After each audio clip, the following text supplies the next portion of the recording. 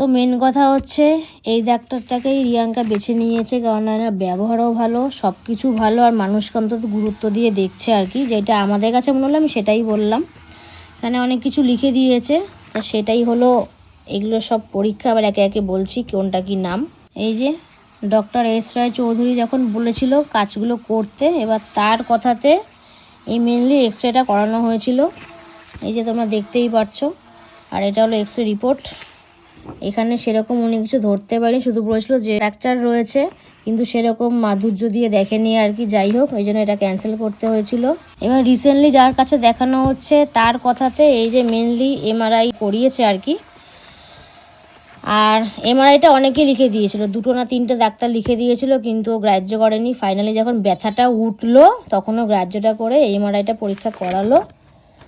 এই হলো ব্যাপার। তো এটা হলো এমআরআই রিপোর্ট, ডাক্তারে বলছে ভালো আসেনি। আর এখন মেনলি তোমাদেরকে দেখাবো এমআরআই প্লেট।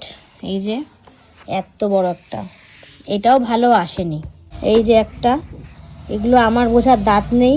যাই হোক, যাদের আছে দাঁত তারা আশা করি বুঝবে, ডাক্তাররা মেন ভালো বুঝতে পারবে। এই একটা, তারপর এই একটা 2টো, তারপর এই একটা 3টে, আর এই একটা 4টে।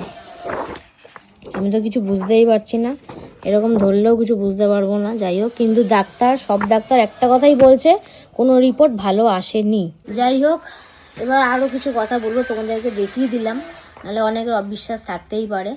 এখন রিসেন্টলি যার কাছে ডাক্তার দেখানো হচ্ছে তার কথাতে এমআরআই পরীক্ষাটা করানো হলো, তার কথাতে আরও অনেক করানো হচ্ছিল আর কি কিছুদিন আগে। এবার সেগুলো ভিডিও আমি করিনি, তার কারণ ওগুলো পার্সোনাল জিনিস। কেননা ওকে না শুয়ে অনেক ইলেকট্রিক জিনিস দেওয়া হতো আর কি। তখন ডাইরেক্ট বলতে পারি যে আসতো সে একটা মেয়ে মানুষ ছিল, আর বাদবাকিটা বললাম না। এবার সেগুলো ভিডিও করা যায় না।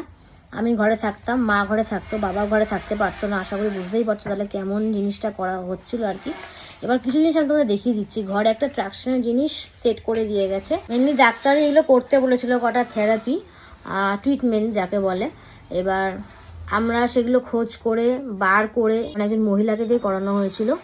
আর যে ট্রাকশনের মেশিনটা লাগিয়ে দিয়ে গেছে সে একজন পুরুষ ছিল, বাট সে শুধু মেশিনটাই লাগিয়ে দিয়ে গেছে, সে কোনো কিছু বলবেও না, দেখাবেও না। যে মহিলাটিকে দিয়ে করানো হচ্ছিলো সেই মহিলাই কি করতে হবে সব বলছিল আর কি, আর ডাক্তারও বলে দিয়েছিল। এবার মেনলি সেটা দেখায় যে কি ঘরে সেট করে দিয়ে গেছে।